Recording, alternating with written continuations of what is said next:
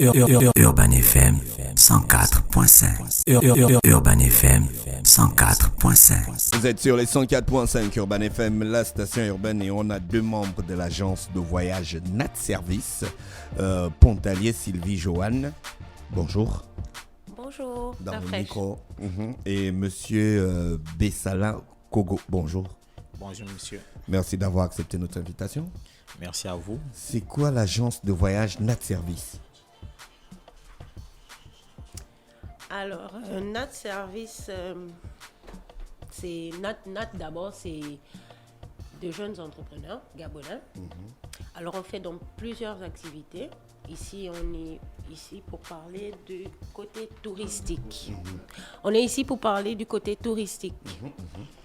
Donc, on fait dans le voyage routier. Voilà. Vous existez depuis combien de temps? Le groupe Nat Global Service existe depuis 5 ans, 2016. C'est le champ d'invité que j'ai. Et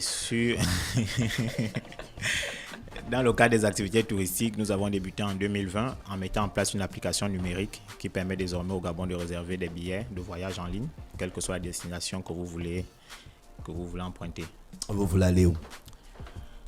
Par exemple, si je veux aller à Ouiem, au lieu de me faire un déplacement, aller jusqu'à Major ou au transporteur pour aller faire une réservation, je peux simplement avoir l'application Nat Voyage sur mon téléphone et faire ma réservation en ligne. Et je ne me déplacerai que le jour de mon voyage. Donc vous travaillez avec des différentes agences de voyage? Exact. C'est valable pour Oyem, c'est valable pour Port-Gentil, c'est valable pour Makoko et Chibanga, on va dire toutes les 9 provinces du Gabon. Vous êtes installé à Libreville? Oui. Dans quel quartier? C'est où le siège? Le siège principal du groupe Nat Global Service se trouve à Kanda.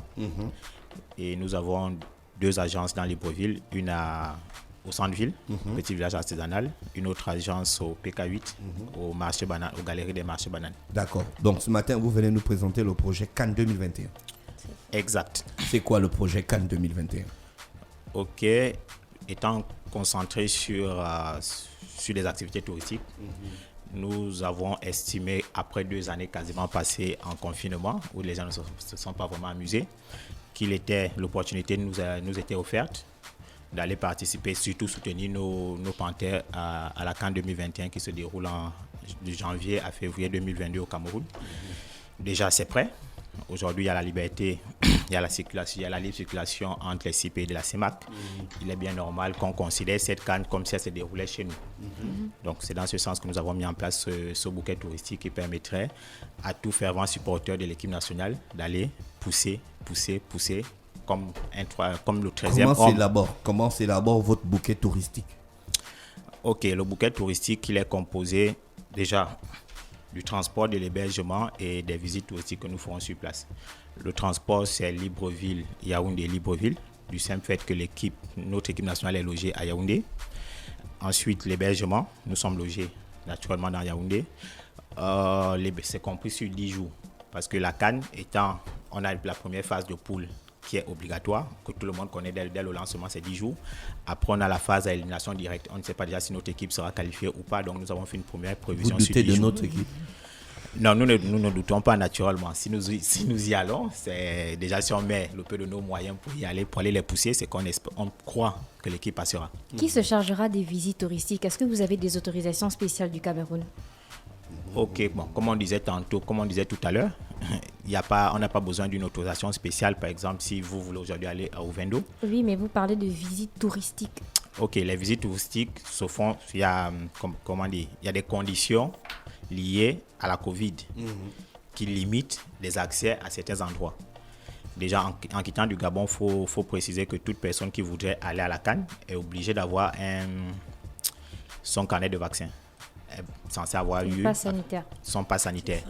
Donc dès l'instant que nous l'avons, nous avons accès à tous les lieux, tous les sites touristiques disponibles au Cameroun. Vous proposez quel site touristique? Au niveau du Cameroun, sur les 10 jours, hormis déjà suivre les différents matchs, nous avons une tournée dans Yaoundé déjà. Nous avons également une autre tournée sur Douala. Et en plus de ça, nous allons regarder naturellement les matchs du Cameroun également.